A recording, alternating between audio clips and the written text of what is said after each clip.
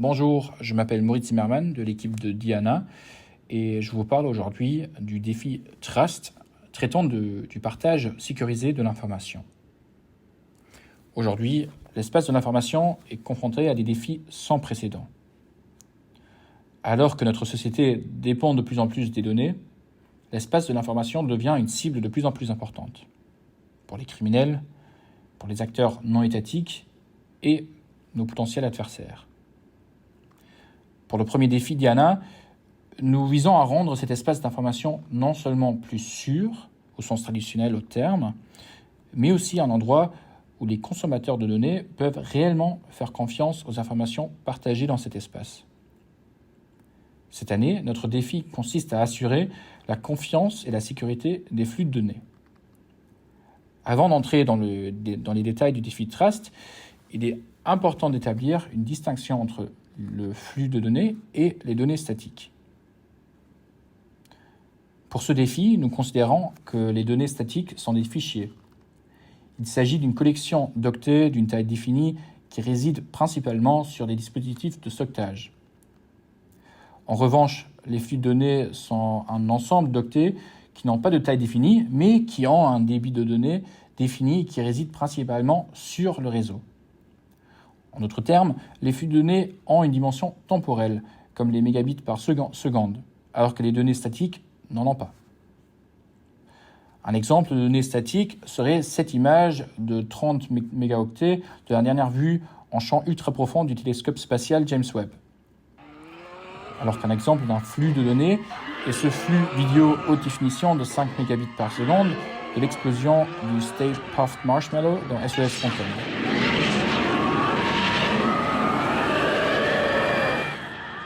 D'accord, un meilleur exemple d'un flux de données est peut-être le flux continu d'octets produit par une caméra de sécurité dans une banque. Contrairement à un fichier, la notion de taille des données n'a que peu d'importance, mais ce qui est important, c'est le débit des données. Comme vous pouvez l'imaginer, en raison de la nature très différente des données statiques et des flux de données, la manière dont nous sécurisons chaque type de données peut être très différente. Vous vous demandez peut-être pourquoi l'accent est mis sur les flux de données. J'aimerais vous retourner la question et vous demander, au cours de l'année dernière, combien de DVD ou de CD avez-vous acheté par rapport à il y a 5 à 10 ans? Dans mon cas, vraiment aucune. Parce que maintenant, j'achète toute ma musique et tous mes films par l'intermédiaire des services de streaming.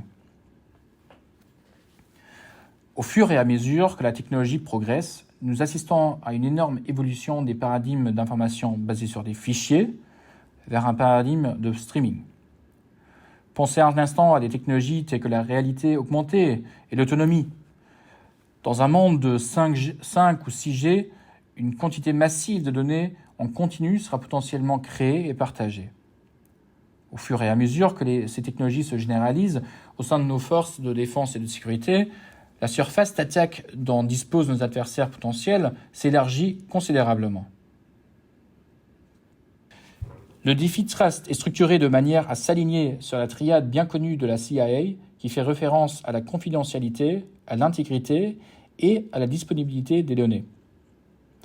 Pour résumer brièvement chacun de ces éléments. La confidentialité fait référence à la capacité de protéger les données de manière à ce que nos adversaires ou nos potentiels adversaires n'y aient pas accès. Envisager des technologies telles que la cryptographie post-quantique ou la possibilité de crypter divers composants d'un flux de données à différents niveaux de classification. Ou même trouver des alternatives aux services de chat commercial comme WhatsApp et Signal qui sont souvent utilisés pour la collaboration multinationale. Et s'appuyer plutôt sur l'infrastructure de chat fédérée de gouvernement à gouvernement. L'intégrité fait référence à notre capacité à garantir que les données sont authentiques, qu'elles n'ont pas été manipulées et qu'elles sont fiables.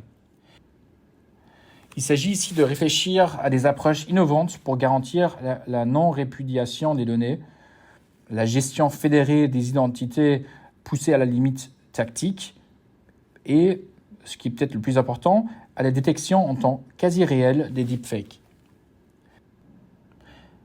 La disponibilité fait référence à notre capacité de déplacer des données d'un point A à un point B de manière fiable, tout en déjouant les efforts de nos potentiels adversaires pour nous refuser l'accès à ces données. Envisager des technologies qui permettent d'envoyer des données sur plusieurs chemins de réseau simultanément, que ces chemins de réseau soient des infrastructures militaires de confiance ou des réseaux publics 5 ou 6G non fiables.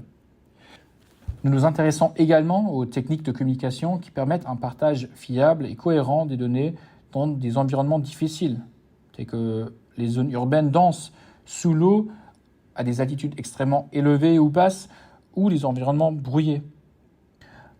En fin de compte, c'est à vous de décider. Même si nous voulons que les problèmes mentionnés ici soient résolus, nous souhaitons également que des solutions soient apportées aux problèmes de partage d'informations sécurisées que nous n'avions pas anticipés. Alors surprenez-nous. Après tout, c'est ce qui rend l'innovation amusante. Si vous disposez d'une technologie révolutionnaire, ne manquez pas cette occasion en or. Scannez le code QR et posez votre candidature au défi Diana Secure Information Sharing dès aujourd'hui.